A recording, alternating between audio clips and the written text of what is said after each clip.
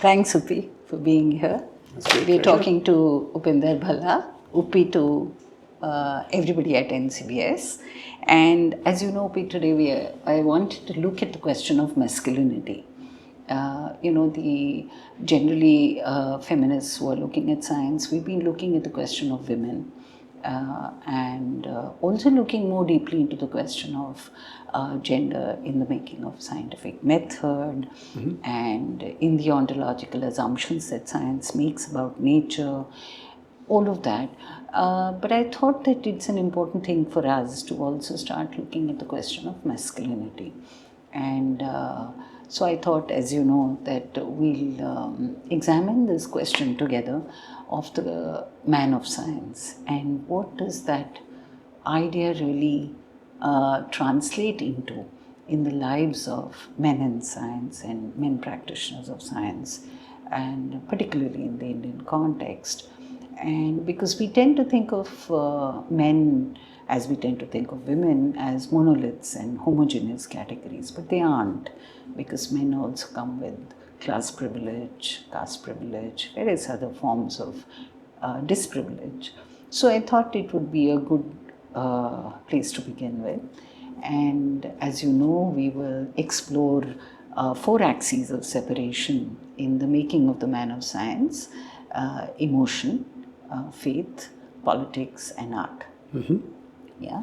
So, Uppi, let's begin by you first taking us a little bit into back into memory, into early childhood. You grew up on a wonderful campus, right? Yes. So, just a little bit from as far back as you can remember. Yes. Well, so I actually grew up on multiple university campuses, but the ones I remember are the Punjab University campus in Chandigarh and then the JNU campus in New Delhi. Yes. And perhaps the first formative steps, I think, in my discovering that I really loved science was due to my mother, who always exposed us to lots of interesting things. But in this case, she brought home one after another a series of books called the How and Why Wonder, books of science and also engineering. I mean, it covered all sorts of It's topics. still very popular, aren't they? I don't know. I mean, I have not seen them. I did not have the pleasure of giving them to my children.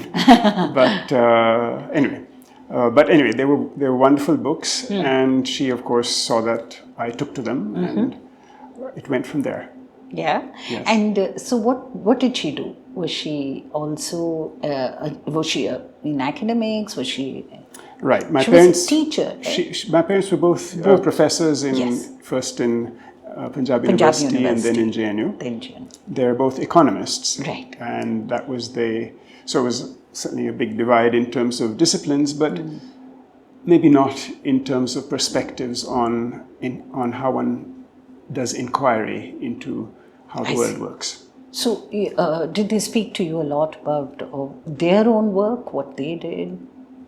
Not terribly. I mean, the house was full of, visitors coming, going, talking about every subject under the sun, and economics was certainly a part of it. But I decided quite early on that, okay, there's enough economics going on, I'll do something else. So I'll do some. Yes. And so you had siblings? I had siblings, I still do, and they are doing various things ranging from economics to working on water and community management in all sorts of exciting parts of the world to managing small cities. And you have sisters? Yes, one of them is a sister. She's the economist. Okay, she's the economist. economist. She teaches in Delhi. So if I were to just push you and provoke you a little bit in terms of reflecting upon early family and how, do you think there were any obvious differences in the way your sister was raised and you were raised, or do you think that it was fairly even? I mean, from a kid's perspective, it's hard to say. I was the eldest, and eldest kids always have that initial phase of undivided attention. And then, of course, as the family grew and other responsibilities of my parents grew, we were I think, more or less left to grow as weeds, Okay. as the saying goes. And yeah, so we did our own things, and our parents were always there when we went off track a bit, but we found our own ways, I think. Yeah. And you met Gayatri, your partner, in the JNU campus? On the Much JNU later? campus, yes. They were a few doors down. Yeah, Yes. yeah. So when you think about it, were there obviously some advantages of growing up in an academic family, in an academic environment? Absolutely. I mean, certainly for the path I wanted to take in science, that was, it's a huge advantage to having come from a family where, it was encouraged to go and explore what you wanted to do. There was no particular pressure for me to do economics, for example, or any other thing. And of course, being in such an environment, one's able to access everything from the vast library of the university, Right. to having all sorts of contacts. I mean, for example, I met Ubaid Siddiqui when I was a teenager, trying to sort out what I wanted to do. At that time, I was very sure I was not going to do biology, but I went and met him anyway, because he happened to be visiting campus. This kind of thing makes a big difference. It makes a lot of difference, right? Yes. And well, we are sitting in Ubaid Siddiqui's room, which was once his room and now is the archives here. Yes. So how did you decide to do science, Upi? I remember you saying that you were very fascinated very early on. You want to sort of speak a little bit about the workings of nature, if I'm not mistaken. It was just seeing how things worked. I mean, I found all of the books wonderful. I mean, of course, dinosaurs every kid loves, but I found levers fascinating. I found the initial, in those days, the metaphor for the brain was not even computers, though they were coming. Yeah. It was the metaphor was like the telegraph and telephone networks, and I found that fascinating. So I was, it wasn't that science, engineering, and they all were one big thing of how do things work, and I just found all of those fascinating. I was fortunate again because of my parents and family to get to play with things, the little kits that one gets to make circuits, to try out little experiments at home. Right.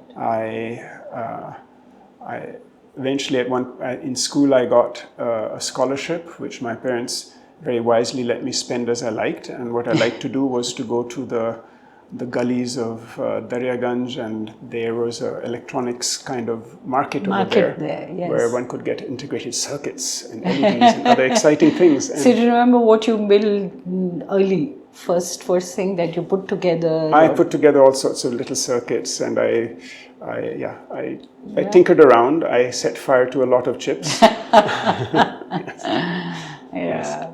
Wonderful. So that seems to be quite a wonderful early journey into science.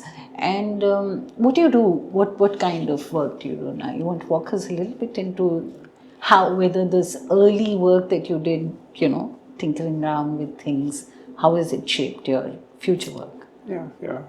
It has shaped it in a subtle way.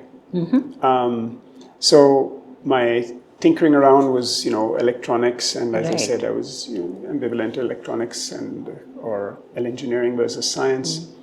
But I was very clear initially I would not do biology. And why was that?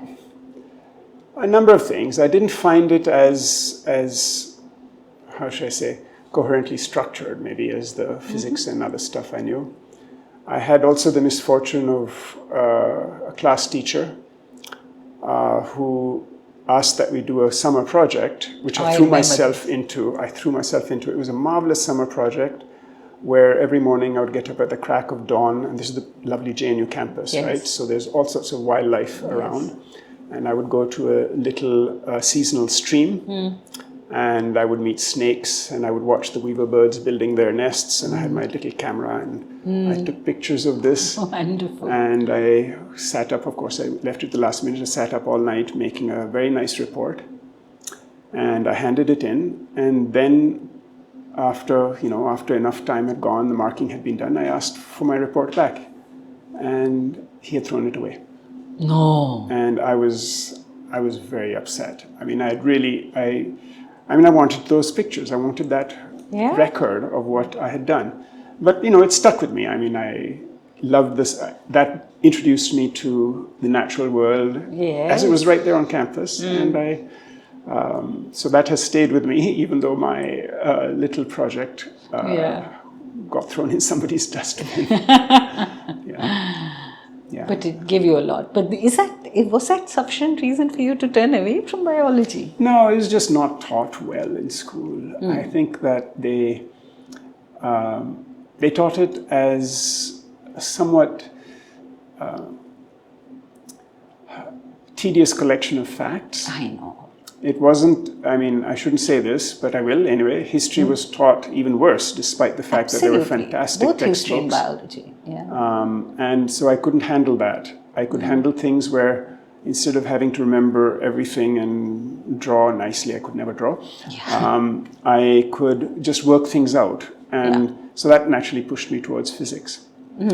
So it was not until I went to college. So I went to IIT for a year. And this is IIT Kanpur. Because they had an integrated master's program in physics. So I went there for a year, and then along the way my parents sort of nudged me to apply for the Cambridge entrance test, which I cleared. I got a scholarship, so I went to Cambridge. And I did This is for an undergraduate. For an undergraduate. And that was a revelation. They taught their science, so they said that, yes, you have to take multiple subjects. They have natural sciences, course, they still do. Right. And so I got to do biology all over again.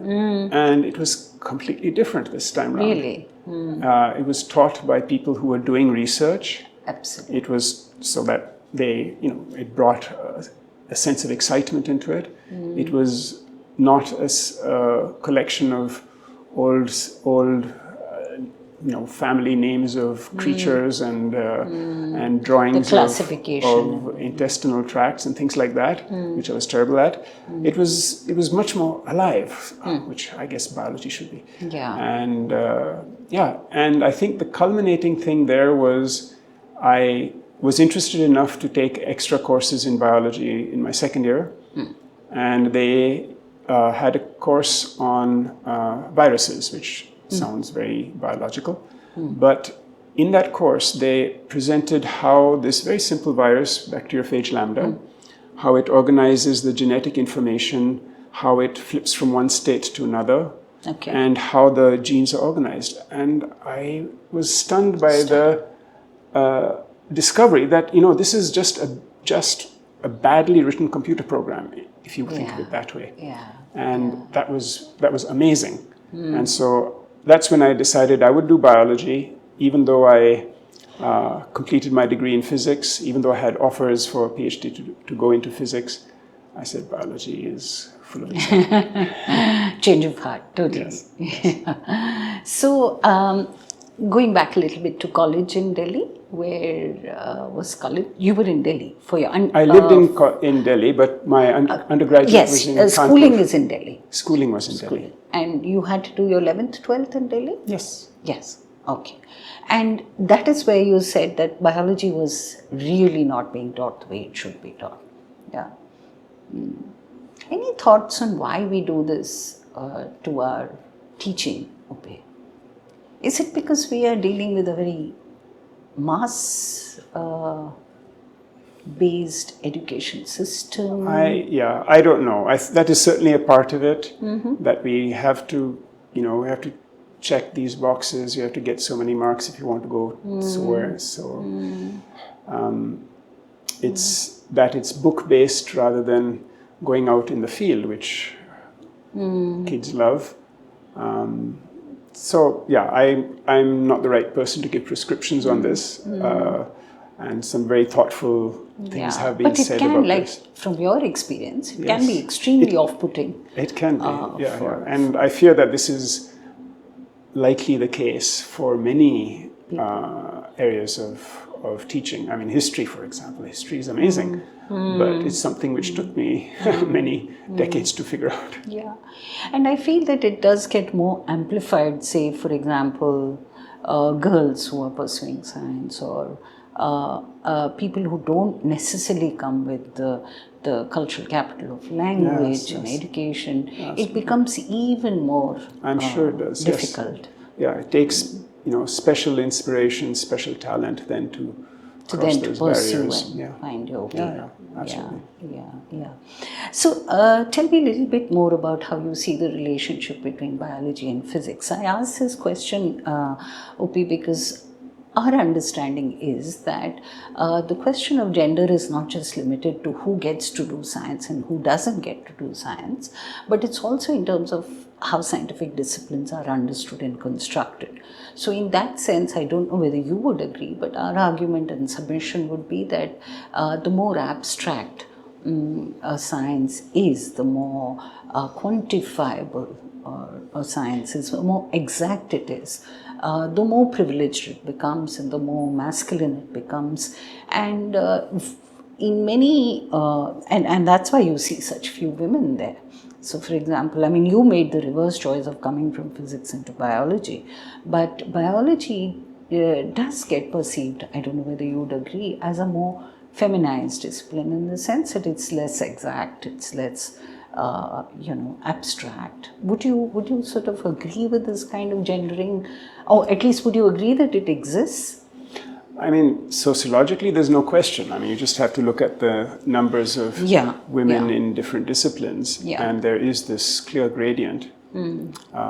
I think there's a huge amount of social conditioning in there, of course, and I think it's completely unnecessarily limiting because, it's not that biology is not quantitative. Increasingly it is. It's very techniques driven these days. And physics is just another way of organizing the world and science. And I think, again, having these hard divisions between disciplines is somewhat now old-fashioned, and for good reason, because I came in with a physics training, so to speak, but I found that it was, an immensely useful viewpoint, and the training was very useful for getting into the heart of biology, the kinds of biology I was interested in, and it doesn't matter, which background you come from. You end up using the same tools. People show extraordinary proficiency in using computers or electronics or whatever. It's, if they've not been exposed to them, you never know what will turn up. And I think that's the thing. Do guys get taught to do carpentry and make electronic circuits as kids? Probably far more than girls do. And I think that's dumb. Yeah. No, if I may sort of push the subtext here, the gendered subtext here, and ask you that, would you say that it is easier for physicists to move into biology than vice versa? That's probably true. There's a great deal of training needed for certain kinds of quantitation. And it's hard, but not impossible to pick it up later. But, the converse is also true. There are certain habits of thought that one picks up as doing physics. A certain assumption that everything can and should be reduced to a few equations, which is frequently wrong. And in biology especially, biology is about how life has adapted to every conceivable niche. And so looking for a few simple quantitative rules may sometimes take you way off target.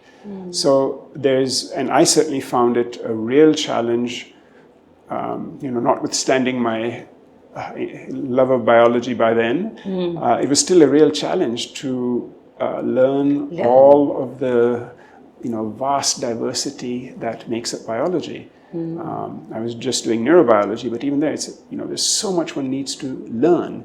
Yeah. And so that transition is not a cakewalk either. Yeah. And but what would you say about the kind of direction that biology is going into? So whenever I, for instance, thought that the beauty of biology is that it is non-reductive, and the limitation of physics is that it tends to reduce things to a few principles.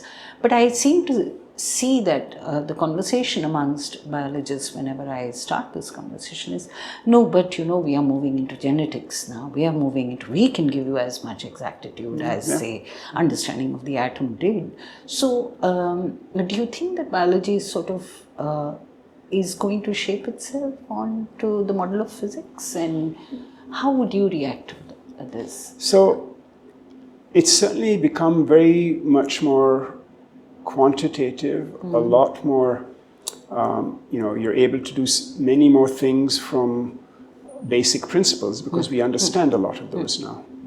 But biology is never going to be a place where you can say this one equation describes everything. Right.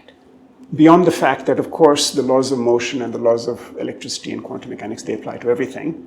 They apply to the whole universe. But you're not going to be able to say that just because it works this way in this beetle, it'll work the same way in another beetle or in a moth or something else. Okay. Yeah. Biology is all about specialization for all the incredible number of niches that evolution has given opportunities for organisms to grow into. And this diversity is, I think, an essential part of biology. And I think it's one of the most exciting, one of the most lovely parts of biology. Yeah. There's so much, so many miraculous things out there. Exactly. Yes. Yeah. We'll come to that. We'll come to that. So a little bit more about how did you then move from IIT Kanpur to Cambridge, and then from Cambridge to Caltech. Okay. And so you made your shift after Cambridge, right? Into biology. That's correct. I did natural sciences with a specialization in physics. Physics. At Cambridge, and then I shifted to A PhD in biology in Caltech. Yes. Caltech. Okay. How was it, the experience of studying there as It was great. Yeah. I was fortunate in many ways. I was fortunate to be in an institute which at that time was, and still is, very, very open, very, very, it's a smaller place compared to many other institutions of higher education in the US. It has a great deal of interdisciplinarity. And it was a time when it was possible to, just go out and do things and realize later that, I did something really exciting along the way. It was not easy, I won't say that. It's a very rigorous place to be. But we got to do what we wanted to do in terms of science. I was fortunate to be guided by colleagues and peers. Don't go to that lab, you'll get, that kind of thing. So I ended up in a lab which I thoroughly enjoyed working with, in Jim Bauer's lab, and I had a great deal of freedom to do whatever I liked. And that's what I needed, because it took a while to find my feet in biology and neuroscience. And I know that there's a lot of strictures being placed on how long a PhD should be. Right. But I spent a good 6.5 years, and I think it was very much worth it. That's not bad, actually. 6.5. No. Please tell that to many academic bodies. Yeah. So, what was it about neuroscience that excited you? What was it about the brain and... So it was sort of harked back to some of the things I'd been interested much younger as a kid, as a schoolboy. One was, computing. I built a little computer at home out of the IC chips that you got from the out of those things. And I just wanted to see how far I could go with this. And so, brain and computing, they do, I think, meet each other in a very deep way, not just a metaphorical way. I think this fundamental principle of operations are very linked. So that was one of the things. And, as I said, it was fortuitous. I happened to rotate in a lab which I thought was kind of fun to be in. The people around were very nice. And so I settled in and did neurobiology. Yeah. So I'm going to ask you a different kind of a question. A lot of us in the social sciences now are articulating the role of identity and social location in our experiences of academic worlds. So in that sense, one of the things that I'm curious to understand is, did the fact that you came from what we call today the global south, or the post-colonial society in Indian, you were Indian, did you face any challenges because of this identity, and how did that how did you navigate it, negotiate it? Yeah, it was a huge culture shock going to the UK. I mean, I'd been told to expect it, but it was still very, very and who surprising. Told you to expect it? Everybody. Generally. My family, I had a very, very multicultural family. My mother was from Canada. Canada, yes. And so, and of course, there were international people coming and going. So despite that, it was a huge culture shock. And it took, I think, at least a couple of years, 2.5 years, just to find my feet there. And interestingly, I had been told while I was in college in Cambridge that I should expect a culture shock going to the US. I didn't. It was a small ripple compared to going from India to the UK. To the UK. To the broader you want West. To take us through a little bit in that? What were the culture shocks in Cambridge, for instance? I mean, so many, all the little details of how you interact with people,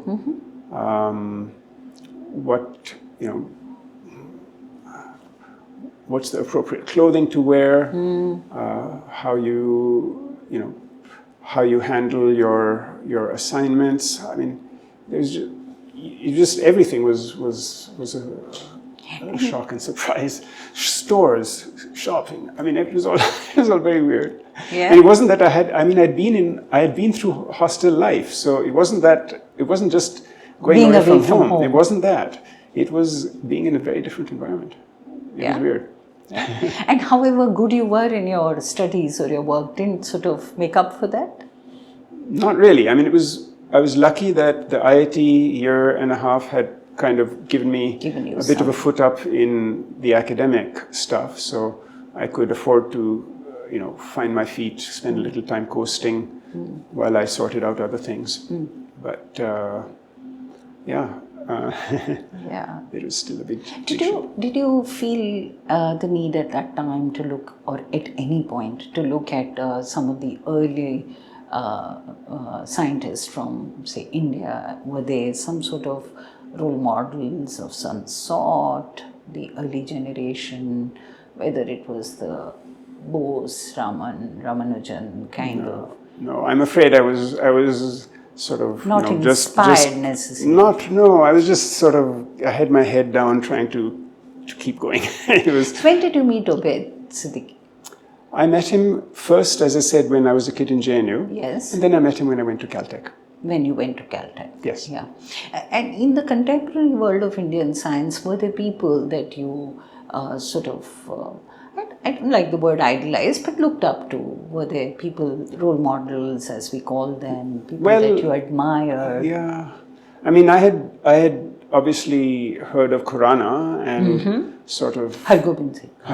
Yes. Khurana, yeah. Yes. And I said, wow, he's done amazing things. And then I actually got to meet him at Caltech. You did? Yes. Okay. And in fact, because I was Indian and he was Indian, they sent us out to lunch together. Was it also because we were both Punjabis, at least from the north India? It may have been. Maybe. But I can't say that the meeting was hugely inspiring either way. No? No.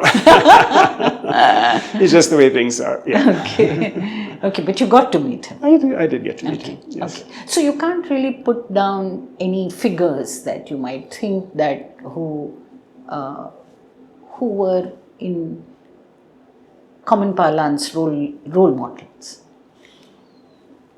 I mean, you don't have to. I'm just thinking. No, I mean, I would say instead that there were many such figures. There were many people whom I met from across the spectrum of people doing academics. You know, there were, I mean, Cambridge is a crazy place. We had, you know, amazing people teaching us classes. We even had a Nobel Prize winner conducting one of our tutorials, Brian Josephson. And I got to realize, you know, A, these are humans, and B, you are, as an academic, you are part of this community of people teaching other people and working with other people, regardless of, you know, how famous or otherwise you might be. No, I asked this, Supi, specifically because we are constantly distressed about the fact that women, when they enter science, don't have either singular role models or, like you said, many. Collective. You know, that figure on which, or figures on which you want to model yourself probably, you know, don't exist that much. So with that intention, I was trying to ask you this question. But so yeah, to me it was, you know, there's so many amazing people out there, and it's not like they're on a pedestal or something. It's just that there are there's other so people you many get to of meet, them there, and that sort and of. you have to make the most of it. Yeah. And of course, you know, it's uniquely privileged to be in Cambridge and Caltech, Right. but even elsewhere, you know, there are such people around. Yeah. That's quite inspiring. So before we go on to the axes of separation, I wanted to ask you a question straight on, which is that the Indian scientific community, historically and probably even in the present day, particularly those devoted to fundamental research, come from largely upper caste backgrounds, and they are largely men, and they come from regions, specifically from Bengal and Tamil Nadu to very large extent. So the demography is very, I would say, specific to these regions. As a person who came from the north of India, who I mean, I know you're an atheist, but you have the cultural identity of being a Sikh and North Indian. Has that been a concern, or has that been an axis on which you've had to negotiate your professional space?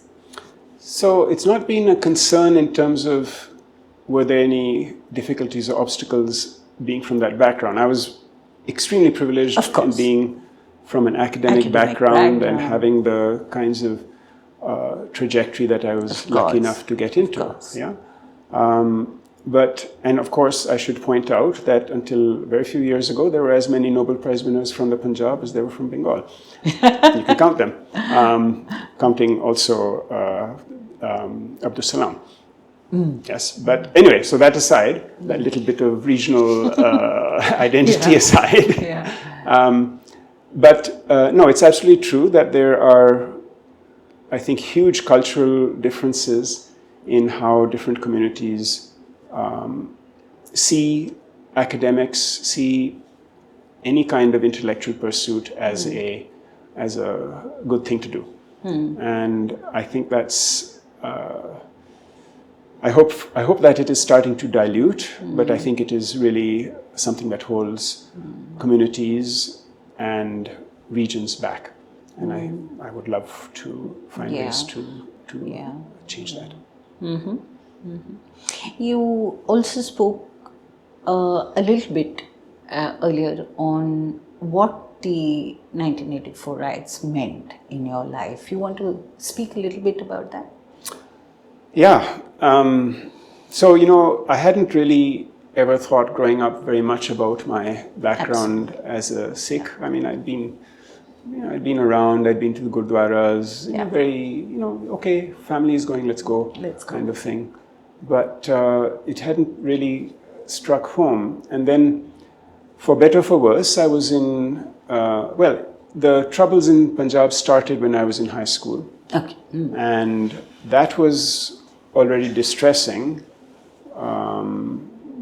because, we had family members who were in danger. And from both sides of the community. By the way, I mean, my family has people from Hindu backgrounds and from Sikh backgrounds and other backgrounds as well. But in that context, that was what was relevant.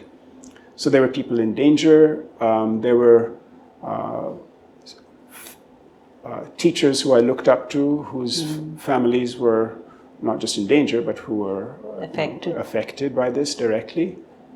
There was, JNU was, of course, an island when these stresses were going on. And I left for England in '82 before the things came to a head. And then, of course, various events happened in '84. But leading up to that, it was very strange to see the polarization that took root. And I visited, for example, Gurdwara. I heard from my uncle who was in Canada, who helped me through college, about his experiences. And it was just appalling, the kind of venom that was being promulgated in these places of worship. And I hadn't studied Sikhism, but I knew from what my grandmothers and others told me, this was a very inclusive religion. Yes. It was founded as part of syncretic one. Is very syncretic. It's sort of in the grand Sufi tradition of the northeast of Punjab and all. So northeast Punjab. And this was sort of going diametrically opposite to what is written in the scriptures and the stories that one gets told.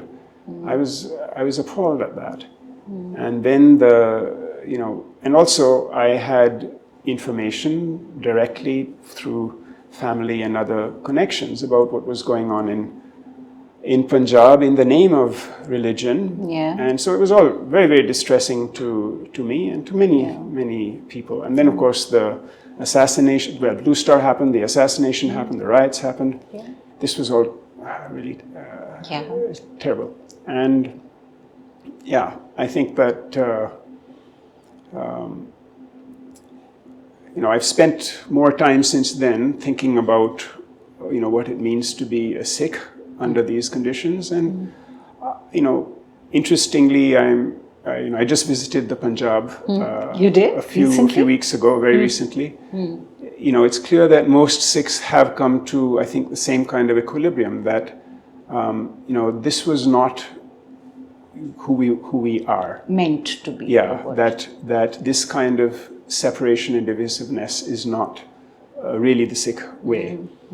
And so anyway, but at the time, the time it was just very, very and put me off. Polarized the Punjab quite a bit. It polarized the Punjab, but it also polarized the expat community in a way which I found quite shocking. And I was really put off the formal religion at that point. I felt, this is what the priests and what the people who claim to be upholding the religion, this is what they end up doing. So, are you an atheist? I am an atheist.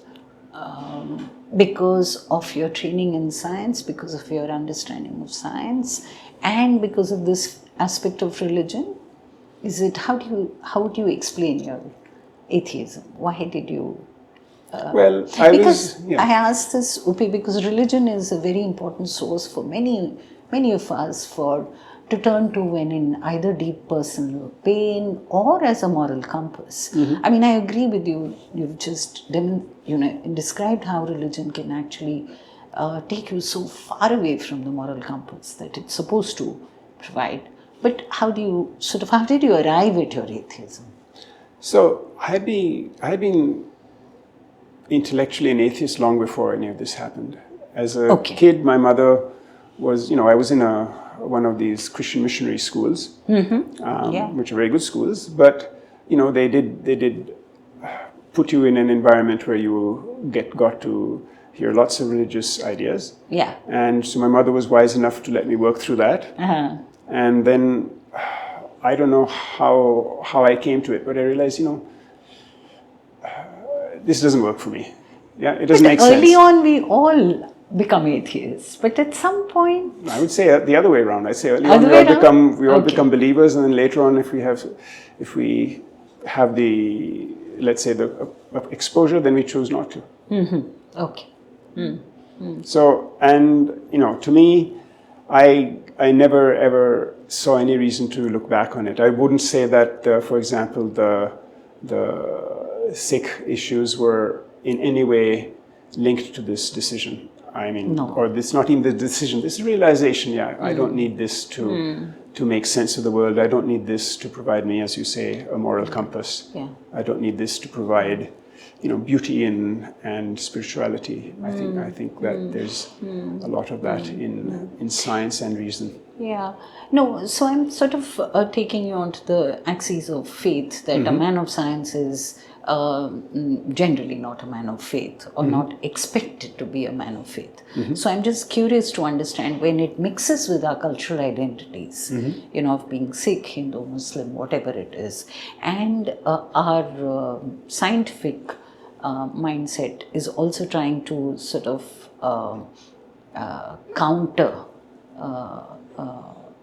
that cultural identity also, in some sense. How do we then navigate this whole question? I mean, it's admirable that you still didn't turn to religion per se, and neither to your cultural identity of being a Sikh. You just sort of faced it and found it traumatic, but I don't know how it is. Yeah, I mean, the experience was traumatic, but I wouldn't say that that I sought comfort in faith as even an option. It was, it didn't seem to me that's where I should look. Instead, I had my peer group, I had friends, I had family friends who stayed in England, who were, by the way, very close friends of my father's. They were Hindus. So I had that, and also had family friends who were Sikhs, and they all got on together. That's the kind of thing that allows one to get over this, that you can see that it doesn't matter. Yeah, people are people. You get along well with each other. And so you got a strength from that idea? I got strength from that. From my uncle, who, as I said, had been very upset with what was going on in the Gurdwaras in Canada. He was married to a Hindu wife. And, again, it was just, what is this nonsense? Why are they doing this? So you don't need, just having that kind of moral support is I found that more than adequate. More than adequate. At least for this particular thing. And then in terms of the other attributes of, that one assigns to religion, faith, I find that in plenty in doing science and appreciating all of the things that it brings, and also other good things in life. Science is not necessarily everything. You can go out and dance, you can go out and have a good time with your friends. Very badly, but yeah, I do. These are all things. You can go and listen to fantastic music. You can go hiking. All these are things that one sees, that I find are fill whatever one needs for appreciating the wonders of the world. So you're saying basically you don't need a bad idea like God or religion for that. There are better ideas. Let's not put value judgments on it. I just say that as a scientist, I can even try to analyze and say, okay, this is why people come up with these concepts. and I'm perfectly content That's what with that we, explanation. yeah, no, that's what we as sociologists or social scientists do. Try to understand who and why the idea of God was invented. Anyway, so Opi, the other thing I wanted to take you towards talking is, you just said that there's so much to do and there's so many ways of being. It's interesting that the man of science is also, in many ways, supposed to be a man who can keep emotion out of things, not emotional, reasonable, rational, And but interestingly, the idea of being very passionate about science, which is again an emotion, but passionate to the exclusion of all other forms of being, how do you look at the role of emotion, for example, in life? How do you look at this very single-minded dedication that is expected out of a man of science? Yeah, I don't think that I have to fall into quite that box. You don't try to do that, yeah. And I certainly find that emotion is very much part of how I do science. Function, yeah. It is the passion of doing things, of the joy of tinkering.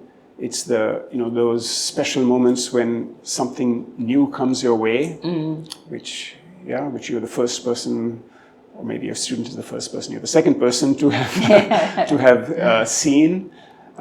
It's just the incredible, I don't know, you call it spirituality, maybe the aesthetic of how things fit together and make sense. So those are the moments that are so marvelous in science, and I mean they're absolutely emotional moments. You feel like you're walking on air. So. How often does that happen? One would love to go through this every day, but often enough to keep one going, despite despite the. And is this enchantment and joy transferable? Do you sort of your students get your I surely hope so. I express, isn't this cool? Look at this. Look at this result. Don't you see what it means?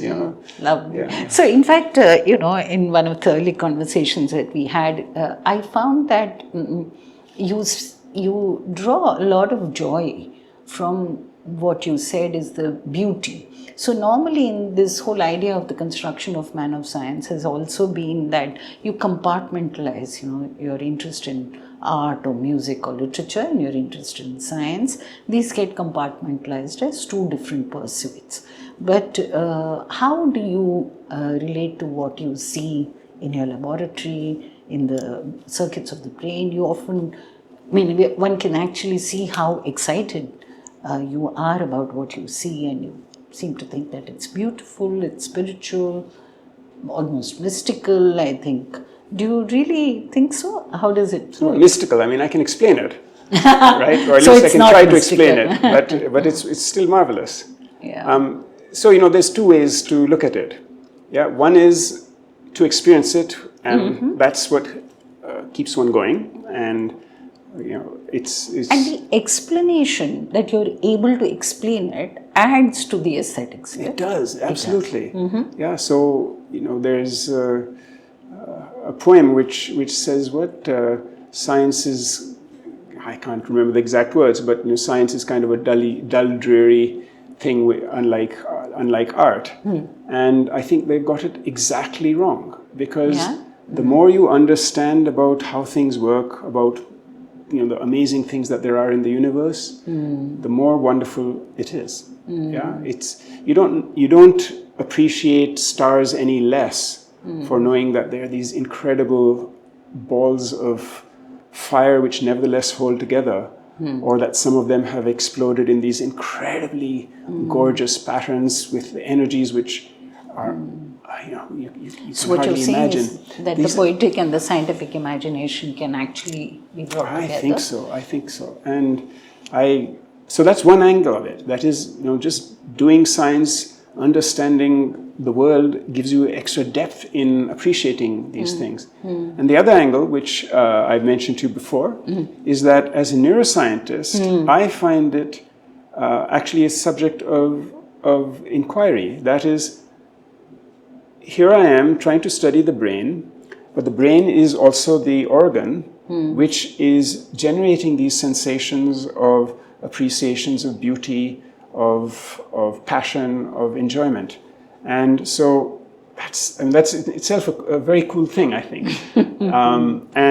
Why is it that certain things, that certain settings, certain, a sunset by the ocean or a walk through the hills by a river, why are these things so appealing to humans, or presumably to many animals? And that's a scientifically addressable question, and that's cool too. But you're happy with the explanation that you can explain it in a reductive way to the brain. It's not reductive. It's syncretic, as you put it. You on the one hand I can experience it, and on the other hand I think that my experience is deeper still if I get some idea of how this fits together with everything else in how the brain works. What about somebody who doesn't do neuroscience? What about somebody who doesn't study science?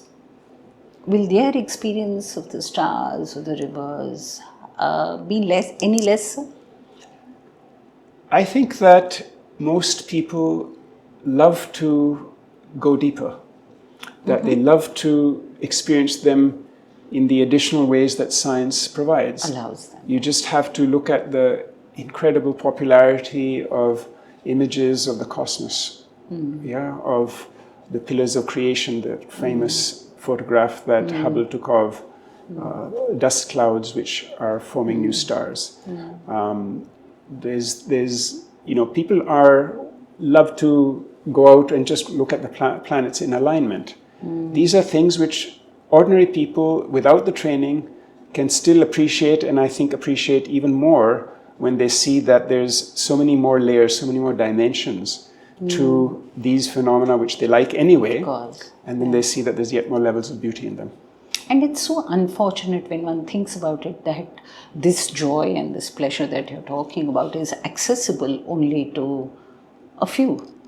Oh? It's accessible to a few, but that's changing. If you're willing to go out, you just have to go to the right sites. Start with NASA or start with any of the encyclopedias that talk about stars and just beautiful pictures of the universe. There's lots of material out there. Yeah, I'm very struck because you're referring a lot to the stars. I'm very struck, and I'm sorry to bring this up, but when Rohit Vemula died of suicide, his suicide note actually said that his love for stars was very obvious, but he actually indicated towards the fact that it's this world of exploration is so restricted and not accessible for somebody like him, for example. And I think that's very unfortunate sociologically, and we can see what needs to be done towards that. And so, Opi, the other thing is that, I don't know about what you feel about this, but the man of science is again not expected to be political, in common understandings in the creation of this idea that you are not political. You should not get involved in politics. Whereas there is politics all around science, there's politics within science, right? And there is also a need for scientists to get involved politically in civic society. How do you see yourself as a political person? Well, I hold political views, and I think that it's part of my duty as a citizen to do so, as a human being to do so. I think that the isolation of science from politics is a little bit of a construct. I don't think it's real. Politicians are very fond of using science or claiming science in pursuit of their goals. And I think that what happens much less is that scientists do try, often without success, to bring science to making policy decisions, because science is what actually is going to make things work correctly or not. So these are not spheres which are mutually exclusive. I don't know if I mentioned to you, I had this almost surreal experience speaking once to a very deeply committed party worker No, you didn't. who I had this very befuddling argument with about the idea that the outcome of science should be governed by the needs of the political organization. And it took me a while for me to get my thoughts in order on, because it was just so far out of the way I thought of the world. Yeah. But I think that's actually a symptom of me as a scientist not being sufficiently engaged with the political discourse, that I didn't know how to respond to something which was so fundamentally wrong. And one Right. thinks about it in retrospect. You can always think of a better answer to these things, but it is still very worrying to me that this kind of thinking that reality should be bent to a political goal is, it's a terrifying idea, Yeah. and yet it seems to be quite pervasive. Yeah. You don't have to look far to see where it's. So in that sense, perhaps this idea of distancing the man of science from politics might work, but on the other hand, you're saying that makes it even more urgent for scientists to be political. Exactly. I think Yeah. it's important, and scientists are notoriously bad at doing this level of communication, and I think it's something we all have to work on. Yeah, I think it's part of the education system that doesn't prepare scientists to actually, we tend to sort of make these scientists in these very isolated research institutions, and where the exposure to anything political, the exposure to anything else is so limited that you can't really blame them also. You have to be confronted with the hard questions, like, why shouldn't science be subservient to politics? Yeah. And then you have to, that's what it takes for you to question and then come up with proper ways to address these things. Right. And it's very important in today's world. We are in a very strange juncture it's never happened before, that in theory, all of human knowledge is available on your phone. And in practice, what do people do? They go out and construct bizarre alternate realities for themselves. And at a time when, in principle, everyone could know everything as accurately as they need to. That I find very, it's interesting if you were to put yourself on an analytic viewpoint, but it's also very terrifying. Very alienating, very terrifying. You've been doing a lot of work in AI. Tell us a little bit. Is it going to become more and more terrifying with the advent of artificial intelligence? Yes. There's an old Pogo cartoon which says that we are confronted with insurmountable opportunities. And there's also another one which says that we have met the enemy and he is us. So I think both of those apply. He is us. Yes, the enemy is enemy. I think you should be okay. Yeah, enemy is a he. But just kidding. But the point is that this is true for AI. That is, AI is we don't know where it's going. I suspect it's going to very fundamentally transform human life. And all forms of social. It's going to be very, very interesting to see. I teach a course on it. I know. And it's we're just starting to see the effects, but already it's very, very interesting and disturbing to see how good AI has become in a few years. And by good, I mean that the old Turing test for intelligence, that is, you can carry on a conversation with another entity. Oh, yes. And if that one is indistinguishable as far as you can tell from a human being, then it's as intelligent as a human being. Well, AI is past that for very, very many subjects. I know. And it now takes somewhat of an expert to talk to an AI and realize that, okay, these are still machines with huge limitations. Yeah, I know. But things are changing and it's going to be transformative. But that's another whole thing. Yes. I know. So, no, but in relation to that, something that I want to end this with is to say that,